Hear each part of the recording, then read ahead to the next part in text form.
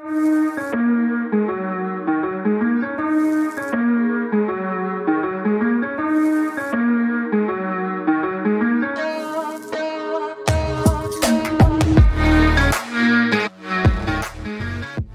guys, welcome back to another episode of Dynasty After Dark. I'm your host, Calvin Timms. You can find me over on Twitter at TDC_Calvin. Find my co-host Dale over on Twitter at Dynasty_Dale. Real quick, we'll just get into it quick. If you could, just like, comment, and subscribe on the video. Helps with the algorithm, and all of your love is appreciated. So, we're getting into the meat of the off season, so all the love you guys can give us would be appreciated. So, we're going through our coaching roundup. We've gone through 3 head coaches so far. Sean Payton with Denver, Frank Reich with Carolina, D'Amico Ryans with Houston. This is the last confirmed, unconfirmed. I think by the time you're listening to this, it'll probably be confirmed. Head coach hiring that we know of right now. We're still waiting for Arizona. It's likely that they go defensive coordinator, but until we know who it's going to be, who the offensive coordinator is going to be, there's really not much to talk on. And then we still have 3 open offensive coordinator positions with Baltimore, Tampa Bay, and Washington.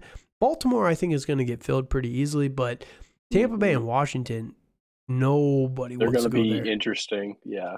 Nobody wants to go there. So that'll be interesting to see how those get filled. But as of right now, we're talking about the Indianapolis Colts new head coach, Shane Steichen, and he is someone who was the passing game coordinator for the Philadelphia Eagles. And this is the weirdest. Dale and I were talking a little bit offline. This is the weirdest connect. It's the most Jim Irsay thing to do, other than Jeff Saturday. Maybe you're listening to this and we're going to have to pull it because it's Jeff Saturday and we have no idea yet. But as of right now, it's not Jeff Saturday.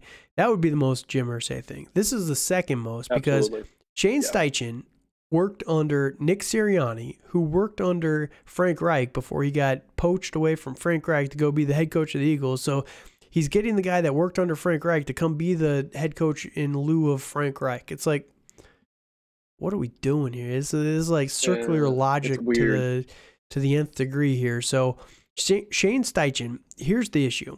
He's a first-time head coach. Why are you going with the first-time head coach with the Colts?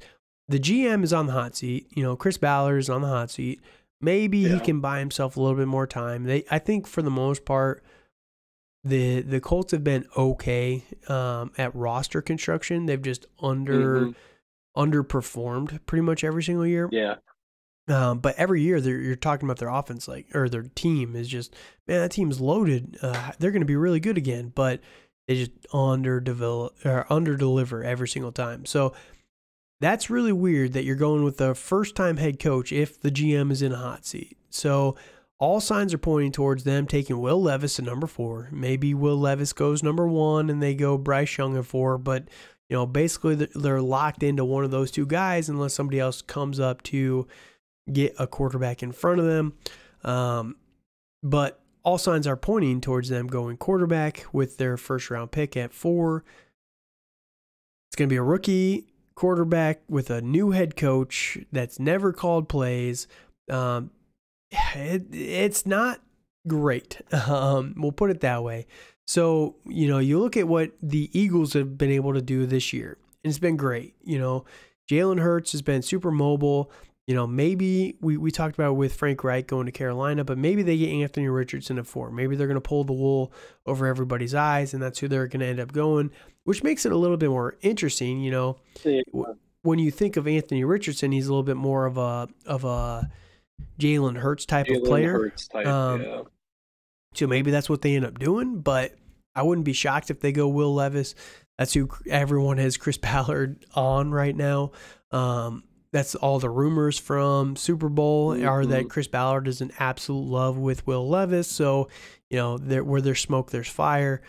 So it just makes me a little nervous. If you don't have a mobile quarterback, and I know Will Levis is a little bit more mobile, but he's got a lot of tools, not the most accurate, not the smartest player there. We've talked about Will Levis enough. Go listen to our rookie breakdown there. We're not fans. It's safe to say there. So if that's the case, let's say they go Will Levis, I am not excited about basically anything in this offense. I think it's going to be what we saw in Pittsburgh for the whole team. You know, they don't have a great offensive line. They have a lot of great weapons all across the board, but they're going to have an inept quarterback that's not going to be able to facilitate anything on the offensive side of the ball. You add in that a first-time head coach, and again, you look at even Russ with a first-time head coach was not able to do well for the Denver Broncos. And Russ still has a lot of talent. Say what you will about him. You know, whether it was Russ, whether it was Nathaniel Hackett, it's hard to really say. But it's never a guarantee that these guys are going to come in and be good offensive minds when you're now the head coach of the team as well. So what are your thoughts on Shane Steichen with the Indianapolis Colts? To be honest, I did not know who this guy was until about 2 days ago. So that shows you how much I know about him. I don't like you, I'm very worried about what he's gonna do. I'm not sure how much he played a part in the Nick Sirianni offense. Right. I kind of feel I feel that his offense would kind of stem off like a Frank Reich offense, and that's probably what they were trying to go for. Mm-hmm. It's because the roster construction is for Frank Reich. So dynasty wise, I would stay away from any Indianapolis Colt you can. Like I would be getting rid of Michael Pittman if I could, which he's probably not worth a whole lot at this moment. Yeah, I don't blame you. If they get Will Levis, if they trade up for CJ Stroud, they get CJ Stroud. We're interested. I know, but I'm still. I would feel bad. I don't for think Stroud. you have to trade for CJ Stroud either. I think you'd be able to get him at 4. That's very true. But I think it's going to be very interesting with this roster. Mm-hmm. I don't think it's a very good roster anymore. I feel they have a lot of guys there that are just guys. Like they're like, I think the only good player I can think of that's going to be fantasy relevant is going to be Jonathan Taylor. And that's if he can stay healthy. So, yep. Other than that, I think they're going to be the dumpster fire that they were last year with Frank Wright. And then Jeff Saturday was a interesting choice. I think I would feel more comfortable having Jeff Saturday at this point. And, I at least know Jeff Saturday has some experience, and knows Jim Irsay. And kind of knows what they're trying to go for, where this guy, he hasn't bounced around. Like he's been with like the Chargers, with them, and was with Phillip Rivers, and then was with Justin Herbert for a year as the full-time offensive coordinator. And then, he kind of followed Nick Sirianni over. So I kind of hope he knows what he's getting himself into, and good luck to him. I wish him the best. I really want the Colts to be relevant, but I think he has a rough road ahead of him. So fantasy wise, I think that Jonathan Taylor is going to be fine. Even Frank Reich, the biggest downside with Frank Reich was he forgot how to run the ball. How to literally call run plays. It was like, oh, we have Jonathan Taylor and he's really, really good, but we're just going to pass the ball 3 straight times. It's like, get Jonathan Taylor involved.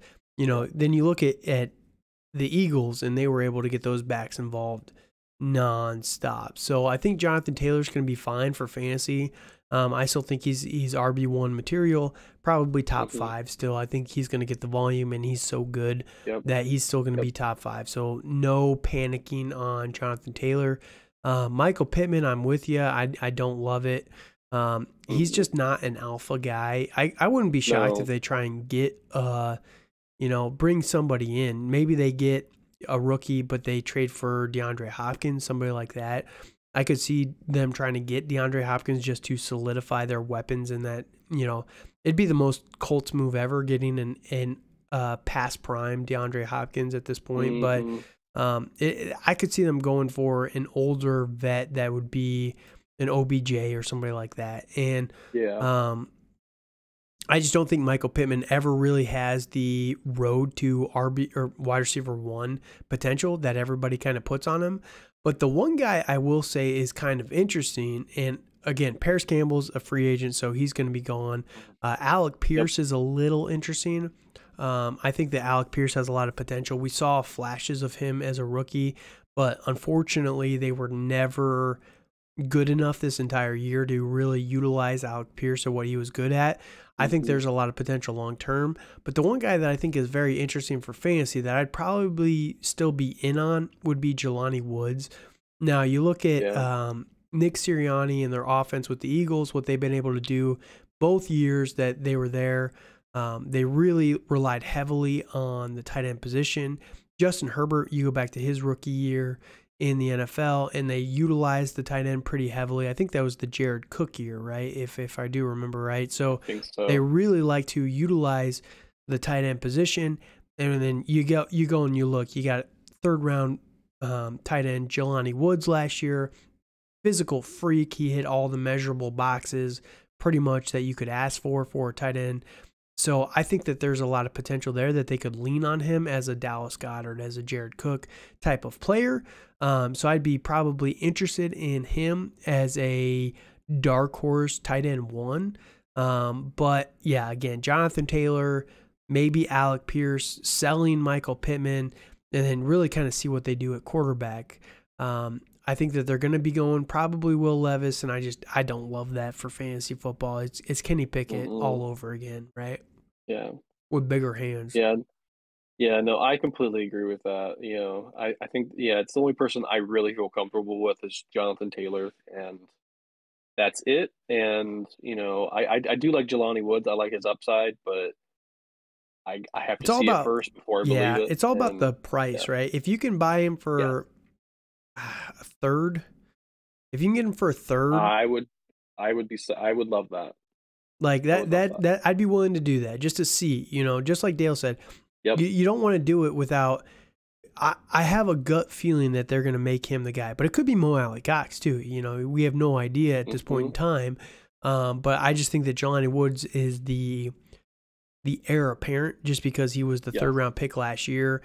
He's younger, he's bigger than Mo Alley-Cox, which is hilarious. So I think that's why I would be more interested in Jelani Woods. But can you get him for a third? Maybe, probably. It feels like, I haven't traded for Jelani Woods anywhere yet, but if you're not in tight end premium, you could probably get him for maybe even a fourth. So, see what it would take to get Jelani Woods anywhere in the third round range. You're taking a stab at anybody at that point anyway. So just go give up a third for Jelani Woods and just try and see what that can hold for you. Same with Alec Pierce. At this point in time, I bet you Alec Pierce is probably worth a third. He was a second rounder last year. He's probably depreciated. And one of the best things you can possibly do for Dynasty football is buying second year wide receivers that didn't explode in year one. Because, again, Alec Pierce, he showed a lot of flashes for this team, but they were just never consistent. That offensive line was so bad that they never had time to let a play develop at all down the field. Whenever they did, Alec Pierce was always open. That's when they targeted him heavily down the field. But yeah, they just struggled to let those plays form a lot this year. So Alec Pierce is someone that's interesting. I think you can get him a lot cheaper than what you were able to get him last year. But there's not a lot of love for this. The problem is just first-time head coach. It's always a risk, right? So I don't want to completely write him off. There's always the potential that he could be very, very good, but I'm just not holding my breath anymore for these guys. So, any last thoughts on the Colts? Nope. All right. We're going to talk about just one offensive coordinator here today. It's going to be Tim Kelly with the Tennessee Titans. This one's a pretty small one. So this guy was hired within.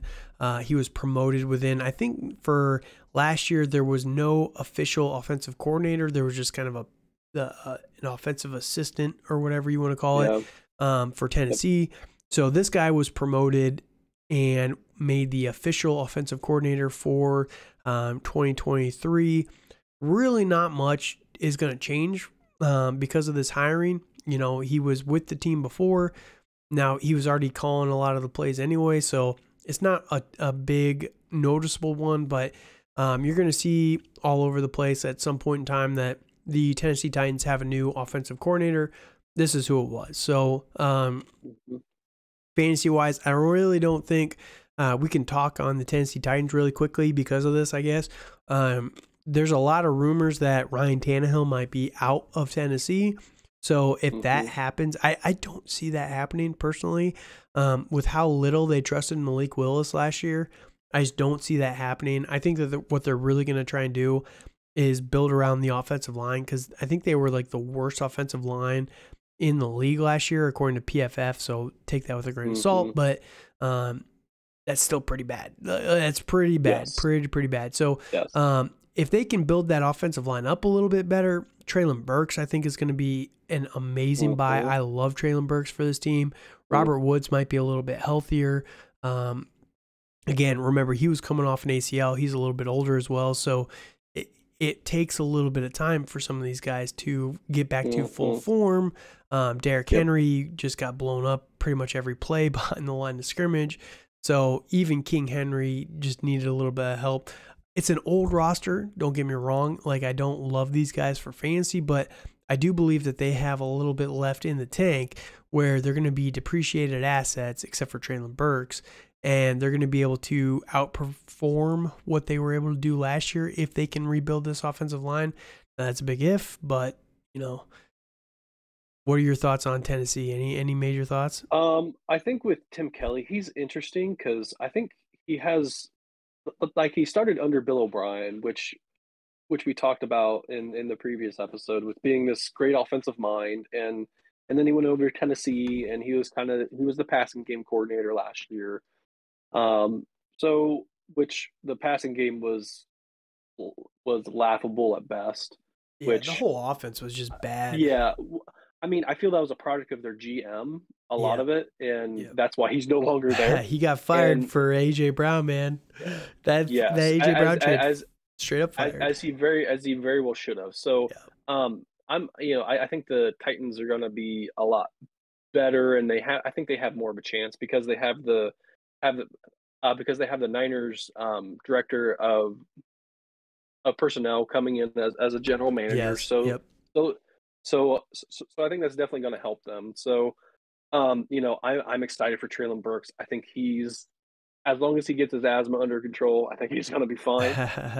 He was pretty good this year too. So I know he was. So, other than that, like wide receiver wise, I'm looking at the roster. Looks pretty bad, to be honest. Other than Bobby Trees, which I think he's going to be I think he's going to go way late in a lot of redrafts and in dynasty drafts. So yeah, he's someone a third round pick. You might be able to get him for free almost. Exactly. So I mean, I know last year a lot of people were really excited for him to kind of be in a different offense, and they probably overdrafted him with his injury and stuff like that. So I think that was a big thing. And then tight end wise, I'm looking at, let's see if I say his name right. Chigoziem Okonkwo. Chig Okonkwo. You can just call him Chig. Yeah. Chig Okonkwo. Yep. I almost nailed it. So, I'm really excited about him because he came on at the end of the season. I mean, a lot of it was obviously with Ryan Tannehill because they don't trust Malik Willis to even think about throwing it downfield, even remotely close to anybody, which I think is interesting in their roster construction, but that's beside the point. But I'm excited for him. Like, he's a rookie. Like, I think he could be somebody that they could develop around because their other relevant tight ends are older. Like Austin Hooper's older. Greg Swain, who be hit or miss. Other than that, like, you have King Henry, obviously. I really think Hassan Haskins is going to be interesting. Yeah. He's I an up and coming. Yes. I was very excited about him, and I think he returned a lot of kicks last year. So, he was kind of relegated to more special teams role, but I think he's going to be really good. I think he's going to be a good asset this year. So, I wouldn't give up on the Titans because I really like Mike Vrabel. I think he's a fantastic coach, but the roster is less than mid, to say Yeah, the it's least. definitely lacking. Yes, absolutely. So, all right. So yeah, that's it, it's something to watch. Again, I don't think Tim Kelly is going to change much. He was pretty much No. already running this offense Yeah. before, and this offense, a lot of people are going to be down on it from last year, but I think there's still a lot of potential there. The offensive line was just so drastically bad. I think that it hindered everything, you know. Then you take into account Traylon Burks was a rookie. They got rid of A.J. Brown, who was a very core piece of this offense. And there's just a lot of changes that were this last year. So I actually think that there's a lot of potential here. And we just wanted to touch on it. You know, use this as a reason to talk on Tennessee a little bit here. So any last thoughts, Dale, before we wrap this one up? Nope. All right. So thank you guys again for listening to the podcast. I'm going to take a little bit of a break. Hopefully, you know, we'll see. I'm going to be traveling the next couple of days. So, you know, we'll see if we have time. Maybe Saturday we can get out a podcast for Arizona and Baltimore, Tampa, Washington. If they fill those offensive positions, we can kind of put something out there to talk about it. But as of right now, you know, there's rumors everywhere for all these guys, but nothing concrete. You know, I've seen Eric Bieniemy to the Ravens. I've seen him to the Arizona Cardinals. I've seen a lot of rumors about Greg Roman going over to Washington to be their new OC. And it's like, yeah, there's just too much up in the air right now to really put something together for that. So once we have a little bit more confirmation and I'm back home, we will be able to record one more to wrap up the coaching changes. But yeah, let us know your thoughts over on Twitter, on YouTube, wherever you're listening to the podcast. You know, the podcast is available on Google, Spotify, Apple, YouTube, wherever podcasts are found. And again, just leave a comment, review, anything you can just to help the podcast out. We would greatly appreciate it. So let us know your thoughts on all these coaching changes. There's a lot of potential there. I like it. I think Sean Payton is probably by far my favorite one so far. But absolutely. Yeah, I think there's some hope with some of these other guys. So let us know your thoughts. Again, thank you guys for listening and have a good night.